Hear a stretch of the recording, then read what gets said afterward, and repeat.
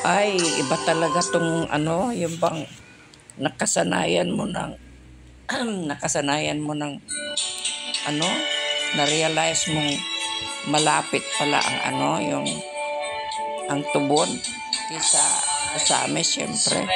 Kasi noon, sanay ako sa Osamis.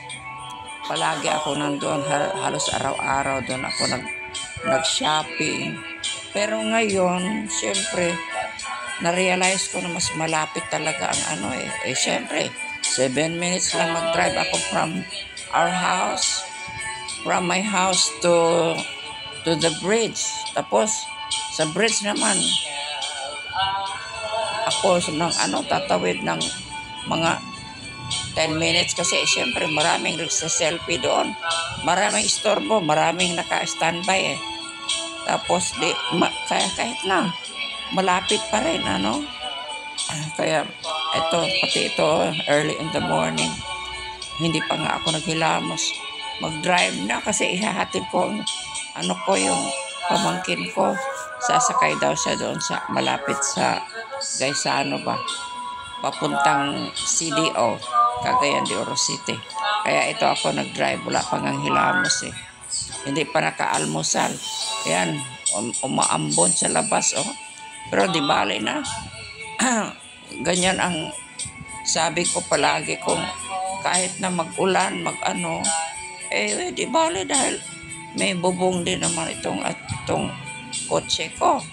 Eh kung wala yan yan ang talagang mahirap. Pero pag ganitong sitwasyon na, ayun, mag-drive ka di, syempre, ganyan naman talaga ang purpose ng sasakyan. Sasakay ka kahit ulan, kahit init. O yan, nandun. Kaya ito na, nagda-drive ako.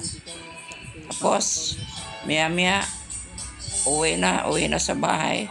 Tapos, mga after few hours, babalik na naman kasi mag-shopping ba sa Gaisano. Kasi marami na marami kang mabibili kasi yung bang pangangailangan mo. Yan. Yun lang. So, ewan ko kung ano nangyari sa boses ko. Nagiging sexy man. Teka. Ibang usapan na naman to. Anong sasabihin mo?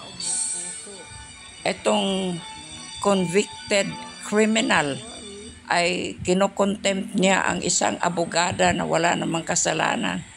Baligtad na ba talaga ang mundo?